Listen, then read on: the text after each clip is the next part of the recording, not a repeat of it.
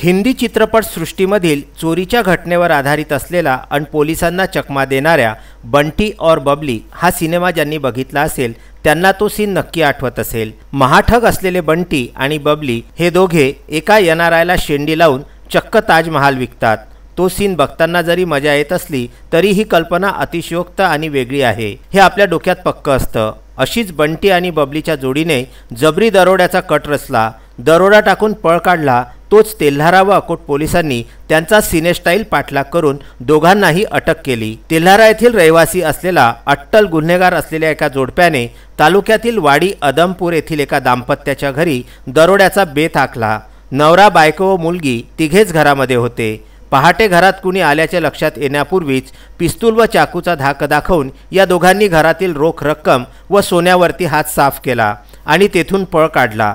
ही घटना तेल्हारा पोलिसांना कळताच तेल्हारा पोलिसांनी उपविभागीय पोलीस अधिकारी सुनील सोनवणे आणि त्यांच्या पथकाला तसेच अकोट पोलीस निरीक्षक ज्ञानोबा फड, अकोट शहराचे ठाणेदार संतोष महल्ले, दह्यांडा पोलीस स्टेशनचे ठाणेदार कात्रे यांना सूचित केले व तेल्हारा पोलिसांनी या दोघांचा पाठलाग सुरू केला। तेल्हारा पोलीस स्टेशनचा कर्मचारी अविनाश डाबेराव व राजेश्वर सोनोने हे पोलीस शिपाई त्यांच्या गाडीच्या अगदी मागे असताना चालू गाडीवर मुलगी म्हणजेच बबलीने उलटी बसून अविनाश डाबेराव यांच्यावर पिस्तूल चालविण्याचा प्रयत्न केला। सुदैवाने पिस्तुलाचा स्टिगर दबला नाही, अन्यथा काय झाले असते याची कल्पना सुद्धा करणे म्हणजे अंगावर शहारा येतो। पोलिसांनी सिनेस्टाईल पाठलाग करून तसेच चोहीकडे नाकाबंदी असल्याने आरोपीला सूचनासे झाले। त्यामुळे अकोट तालुक्यातील पळसोद गावाजवळ आरोपीला म्हणजेच बंटी आणि बबलीला पिस्तोलासह पकडण्यात पोलिसांना यश आले। तेल्हारा पोलीस स्टेशनचे ठाणेदार विकास देवरे यांच्या तत्परतेने व अकोला पोलिसांच्या संयुक्त सदर धडक कार्यवाहीमुळे घटनास्थळी डॉग स्क्वॉड फिंगरप्रिंट टीम दाखल होऊन घटनास्थळाची पाहणी केली। या घटनेमुळे अशा अनेक प्रकरणांचा छडा लागण्याची शक्यता निर्माण झालेली आहे। वाडी आदमपूर येथील श्री ताराचंद बजाज यांच्या घरी काही चोरट्यांनी प्रवेश करून त्यांना हातपाय भरून मारून त्यांच्या घरातून 5,70,000चा माल चोरून नेला होता।